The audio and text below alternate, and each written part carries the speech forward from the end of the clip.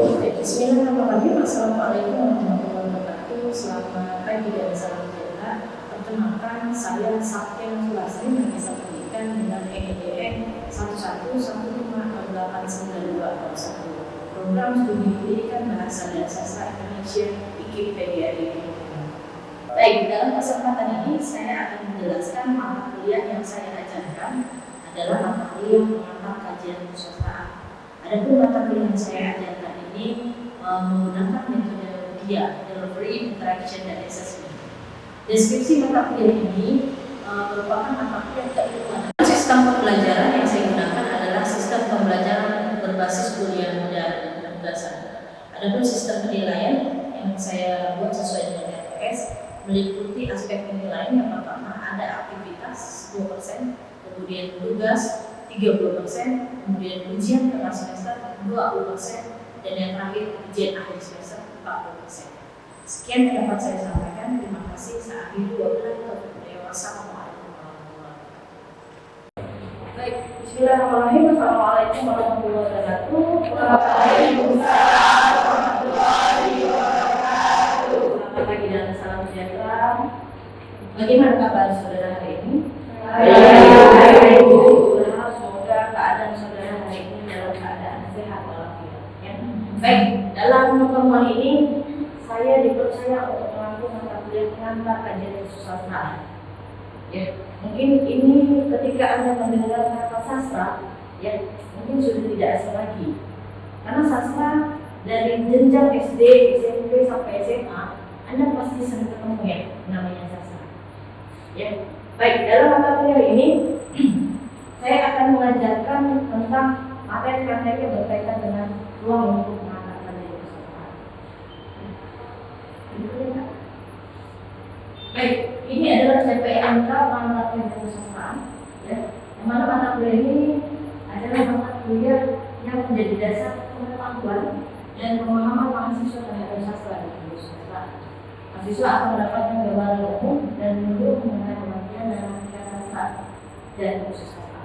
Selain itu, pengetahuan tentang ragam atau gender dan bahasa sebagaimana kajian, mahasiswa juga akan mendapatkan pengetahuan tentang beberapa model yang dapat digunakan dalam sebuah penelitian sastra dalam rangka memahami karya sastra.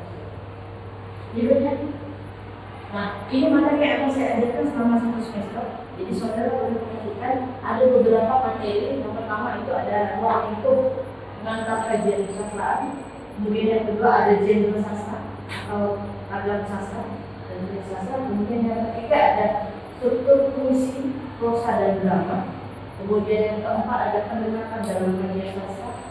Kemudian yang kelima ada formalisme dan strukturalisme. Selanjutnya ada sosiologi sastra dan psikologi sastra. Dan yang terakhir ada feminisme, seksualitas dan gender. Berikutnya, jadi dalam pertemuan hari ini kemampuan akhir yang diharapkan untuk mahasiswa adalah mampu memahami hakikat dan ruang lingkup pengantar kajian kesusastraan. Selanjutnya, nah ini untuk tujuan pengantar kajian kesusastraan ada 3 di sini ya. Jadi yang pertama, saudara diharapkan mampu mengembangkan kemampuan analisis dan penafsiran. Kemudian yang kedua, memperkenalkan karya sastra. Kemudian yang ketiga, memahami konsep dan istilah kesusastraan. Selanjutnya, nah ini referensi yang boleh Anda gunakan. Ya, ini referensi salah satunya hasil riset kami bersama dengan tim dosen yang ada di Fakultas Pendidikan Bahasa dan Sastra Indonesia. Jadi referensi ini salah satu yang bisa Anda gunakan dalam mata kuliah ini. Ya. Selain referensi ini, Anda boleh menggunakan referensi yang lain. Boleh dari artikel jurnal atau skripsi atau tesis atau disertasi. Ya. Jadi buku kajian diksi ini adalah salah satu hasil riset kami yang membahas tentang kesusastraan dan bisa Anda gunakan di beberapa bagian materi yang terkait dengan pengantar kajian kesusastraan. Selanjutnya, nah ini bagian kalau kita bicara tentang kajian kesusastraan. Jadi pengantar kajian kesusastraan itu adalah sebuah pengantar ya. Jadi sebelum Anda masuk secara lebih dalam tentang kesusastraan, Anda harus paham dulu tentang pengantarnya. Apa itu sastra? Ya. bagaimana sih sastra itu, kemudian bagaimana jenis-jenisnya, kemudian apa saja yang dibedah dalam mata pelajaran sastra. Ini kata. Jadi dalam ilmu sastra, ya, seperti yang sudah saudara tahu ya, mungkin dari jenjang SD, SMP, SMA, saudara sudah tidak asing lagi dengan yang namanya puisi. Ya, sebelumnya Anda sudah pernah menulis puisi? Ya. Saat apa? Saat jenjang apa? SD, SMP, SMA, atau sekarang ada yang hobi menulis puisi atau membaca puisi atau menyimak puisi? Ada ya. Jadi puisi itu salah satu bagian dari sastra. Sama prosa. Prosanya apa sih? Prosa. Prosa itu apa? Prosa. Jadi prosa itu bagian dari cerpen, novel, kemudian novel itu bagian dari prosa. Kemudian ada drama. Kalian mungkin pernah mendapat apa drama terkini? Ya.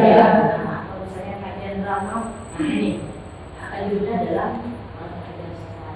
Kemudian dalam mata pelajaran sastraan juga harus memperhatikan penggunaan bahasa. Artinya, yang namanya sastra itu harus menggunakan bahasa-bahasa yang indah, ya, bahasa-bahasa yang indah, bahasa-bahasa yang ekspresif. Apa itu ekspresif? Apa ekspresi? Ekspresi. Ya. Apa itu ekspresif? Ya, kemampuan untuk mengekspresikan, mengungkapkan. Kemudian yang ketiga ada emosional dan intelektual. Jadi dalam sastra itu wajib melibatkan yang namanya emosional dan intelektual. Emosional itu bukan hal-hal yang selalu berbau negatif kayak seperti nangis, marah, bukan. Jadi dalam sastra semua emosional positif dan negatif juga tertuang. Ya. Jadi emosional salah satunya merangsang emosi di sini. Artinya ketika Anda diminta untuk membuat puisi misalnya, jadi emosional Anda itu terpacu atau dirangsang supaya bisa menghasilkan karya-karya yang ekspresif, ya, yang indah. Kemudian ada imajinasi. Apa itu imajinasi?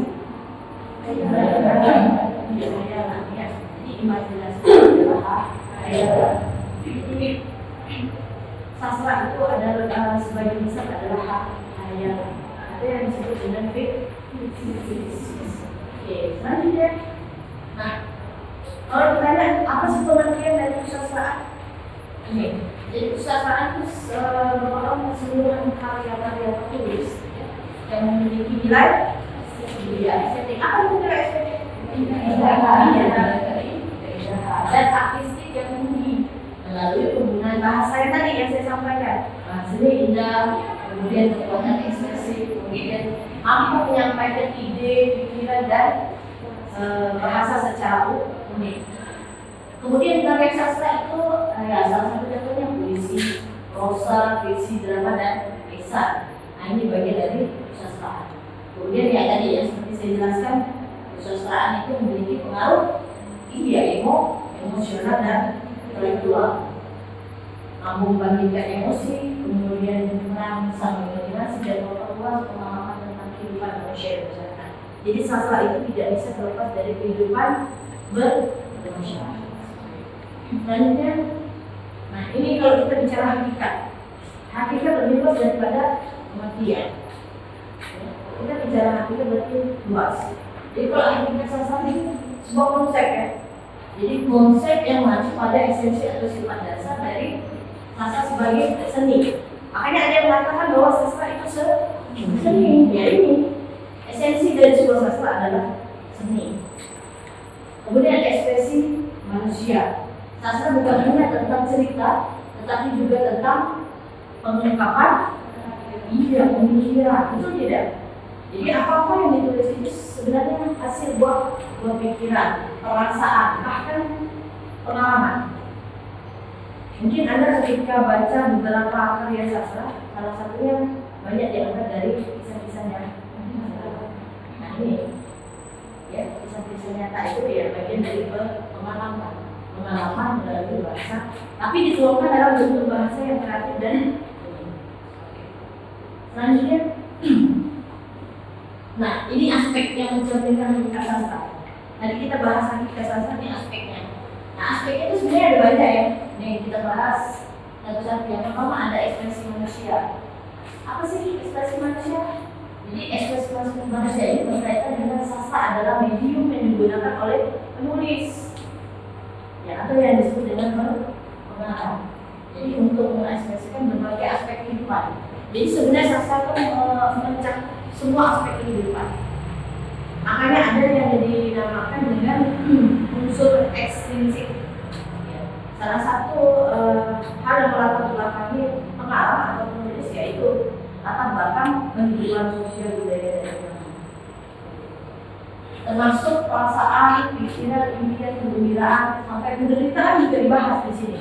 Sampai ke kompleksitas emosi. Ya, kompleksitas emosi tadi ya seperti yang saya sampaikan sebelumnya. Jadi emosi itu ada positif dan negatif. Kalau emosi positif itu seperti cinta, senang, bahagia, itu emosi positif. Tapi kalau emosi negatif, misalnya sedih, murung, marah, apalagi. Iya. Kemudian ada kreativitas dan imajinasi. Nah, sastra memungkinkan penulis untuk menggunakan imajinasi di sini. Imajinasi tahu ya? Apa? Imajinasi adalah hayalan. Ada secara bebas. Kita dapat menciptakan dunia nyata dan cerita dengan cara yang unik. Jadi cerita yang dituangkan dalam sebuah karya sastra itu harus disampaikan secara unik. Ya. Kemudian ada kekuatan bahasa. Kemudian kekuatan bahasa ini berkaitan dengan penggunaan bahasa. Ya, dikatakan penggunaan bahasanya harus bersifat kreatif. Kemudian indah. Kemudian apa lagi? Iya dan kuat. Kuat ini berarti kita bisa menulis sastra itu dengan menghasilkan rasa atau hal-hal yang ingin disampaikan, atau pesan apa yang ingin kita sampaikan kepada pembaca. Kemudian ada makna tersembunyi. Nah, seringkali ketika Anda baca karya sastra, sangat sulit untuk menemukan sebuah makna. Ya, misalnya ketika Anda baca puisi, tidak semua puisi itu bisa ditemukan maknanya.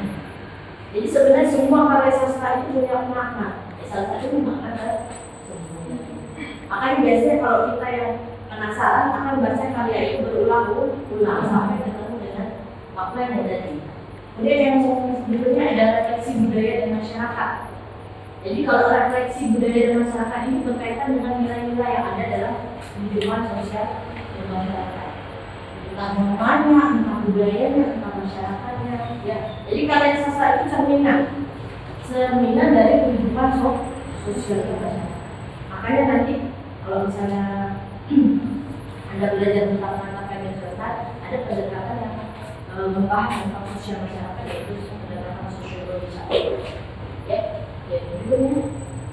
Nah, sambungannya ini ada keindahan dan estetika. Kalau kita bicara sastra, tidak terlepas dari yang namanya keindahan dan estetika. Ya, sastra itu harus indah, harus estetik. Jadi banyak karya sastra yang dianggap indah dari segi struktur, gaya, dan tata rasa. Estetika dalam sastra membaca untuk pengalaman estetika ini. Jadi kalau misalnya kita membaca sebuah sastra, kita nyaman untuk membaca menikmati. Jadi ada kesadaran dan pemahaman. Ya. Ini terkait dengan sastra itu dapat meningkatkan kesadaran pemahaman orang tentang kehidupan yang kompleks ya tadi ya. Kehidupan kan kompleks ya. Kita bahas kok kehidupan ini kompleks, beragam. Kemudian ada kebenaran subjektif. Kebenaran subjektif ini biasanya menghadirkan berbagai pandangan tentang kebenaran dan realitas. Kenyataan, bukan hanya satu pandangan saja, tetapi banyak cara pandang berbeda. Jadi misalnya begini, Anda baca sebuah karya sastra. Belum tentu pandangan si A dan si B ini sama terhadap sebuah karya sastra. Nah ini yang dimaksud dengan kebenaran subjektif. Kemudian ada kenikmatan estetika. Sebenarnya saling nyambung dengan yang pertama tadi ya. Jadi bahasa yang digunakan juga harus memperhatikan narasi yang rapi, pemilihan diksi, sampai karakter yang kuat. Jadi setiap pengarang itu punya karakternya masing-masing. Seperti Habibur Rahman Al-Siraji, dia punya karakter sendiri kan dalam karyanya, dan juga karya-karya yang Islam itu sebuah karakter. Kemudian warisan budaya. Nah, warisan budaya ini, ya sastra itu bagian penting dari warisan budaya, ya, karena berpengaruh terhadap generasi ke generasi. Kalau bukan kita generasi muda yang melestarikan sebuah karya kita, siapa lagi? Ya, berikutnya. Nah, ini kalau kita bicara tentang pengenalan kesusastraan ya. Jadi kesusastraan ruang lingkupnya tidak terlepas dari 3 hal ini. Ada sejarah sastra, ada teori sastra, dan kritik sastra. Nah, nanti saudara kan masih semester 1, mungkin nanti kita perlu dari beberapa mata kuliah ini. Ada sejarah sastra, teori sastra, dan ini satu kesatuan, tidak bisa dilepas. Jadi kalau Anda belajar tentang sastra, Anda harus juga belajar tentang sejarah sastra. Di sejarah sastra itu kita belajar tentang periodisasi sastra. Kalau di teori sastra ya, Anda belajar tentang teori sastra digunakan dalam ilmu sastra. Kalau kritik sastra lebih kepada analisis ya, kritik. Oke, berikutnya. Nah, ini pentingnya Anda memahami tentang kajian sastra itu. Kajian sastra itu adalah salah satu pemahaman budaya. Seringkali saya berulang-ulang menyampaikan bahwa sastra itu tidak bisa terlepas dari yang namanya budaya. Ini, Anda perhatikan, ada 4 poin penting ya. Pertama, membantu memahami konteks sosial politik. Nah, bayangkan, sastra juga bisa bicara soal banyak kan karya sastra yang sudah menghasilkan tema-tema atau tema-tema politik. Kalau sosial mungkin udah banyak ya, politik juga ada. Kemudian di mana karya sastra itu dihasilkan. Kemudian menggali pemahaman dan pemikiran, ya. Jadi sastra itu tidak bisa terlepas dari yang namanya pengalaman. Jadi sebuah sastra itu dilahirkan biasanya diambil dari pengalaman kehidupan yang ada. Kemudian membuka perspektif dan pemahaman lintas budaya. Jadi di sastra juga kita belajar tentang beragam budaya. Maka kalau Anda baca karya-karya sastra itu banyak menghasilkan tentang budaya-budaya yang beragam.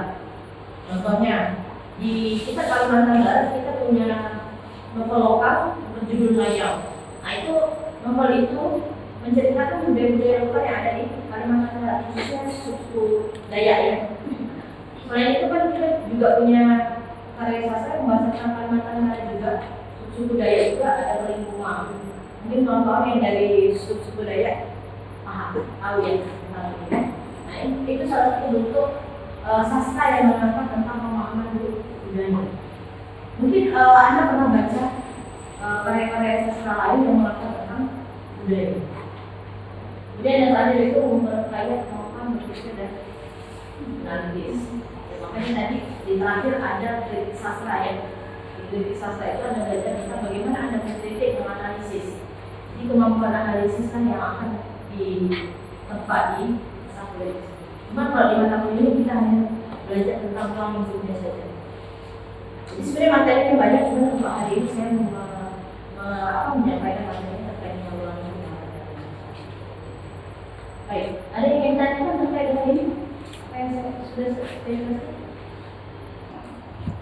Ada Bu, saya. Baiklah, di sini saya akan menanyakan tentang apa saja yang termasuk di dalam jenis sastra prosa, Bu. Baik, tadi pertanyaannya bagus ya Francisca. Francisca bertanya tentang apa saja jenis karya sastra prosa. Nah, kira-kira ada yang bisa menjawab apa saja jenis sastra prosa yang bisa Anda baca? Novel, ya betul. Novel, apa lagi? Selain itu. Jadi sastra prosa itu adalah sastra yang bercerita, bernarasi. Ya, salah satunya seperti novel, kemudian cerpen. Kalau Anda pernah baca novel Tintin, benar? Novel Tintin itu novel-novel yang kecil. Nah, itu termasuk dalam jenis prosa. Nah, kira-kira ada pertanyaan lagi? Silakan. Bu, baik, saya ingin bertanya, apa kaitan kesusastraan dengan pemahaman budaya masyarakat? Oke, baik. Pertanyaan tadi terkait dengan apa kaitan sastra Iya Bu. Pertanyaan yang bagus. Jadi ada yang bisa bantu saya untuk menjawab itu. Jadi apa kaitan sastra dengan budaya sebenarnya? Jadi sastra dengan budaya itu konsep. Menurut saya kenapa dikaitkan kesusastraan dengan pengenalan budaya karena tidak terlepasnya dari sastra itu tidak terlepas dari tentang kebudayaan budaya masyarakat. Iya, betul. Bagus sekali jawabannya. Jadi sastra itu tidak bisa dilepaskan dari pemahaman kebudayaan karena tidak jauh beda ya dengan kehidupan masyarakat. Jadi masyarakat, kemudian budaya, sastra itu satu kesatuan. Ibarat katanya itu seperti dua sisi mata uang yang tidak bisa dipisahkan. Ya, seperti itu. Terakhir untuk pertanyaan kira-kira ada yang ingin bertanya silakan. Saya Bu. Oke, silakan. Baiklah, terima kasih untuk kesempatannya. Di sini saya akan bertanya apa yang dimaksud dengan sastra fiksi. Oke, pertanyaan yang bagus ya tadi terkait dengan apa yang dimaksud dengan sastra fiksi. Jadi sastra fiksi itu apa sih artinya? Atau fiksi. Jadi sastra itu bersifat fiksi. Fiksi itu berarti hayalan atau imajinasi. Jadi yang dimaksud dengan sastra fiksi adalah sastra yang bersifat hayalan atau imajinasi. Tidak nyata. Baik, dari pemaparan materi yang disampaikan, kira-kira ada yang bisa menyimpulkan tidak? Apa itu mata pelajaran kesusastraan atau apa itu kesusastraan? Saya Bu. Iya, silakan. Baik, dari yang Ibu paparkan tadi dapat saya simpulkan bahwa kesusastraan itu merupakan keseluruhan karya-karya tertulis yang memiliki nilai estetik dan estetik yang tinggi. Nah, melalui penggunaan bahasa yang keindahan dengan kekuatan ekspresif, kesusastraan menyampaikan ide, pikiran, dan juga perasaan secara unik, Bu. Sekian dari saya ucapkan terima kasih. Baik, saya rasa cukup untuk pemaparan materi terkait dengan ruang materi kesusastraan hari ini. Saya ucapkan terima kasih untuk semua mahasiswa yang sudah terlibat dan mau mendengarkan materi yang saya sampaikan hari ini. Nanti untuk resume yang saya minta buat sebelumnya, silakan aja dikirimkan. Terima kasih, saya akhiri wabillahi. Wassalamualaikum warahmatullahi wabarakatuh. Waalaikumsalam warahmatullahi wabarakatuh.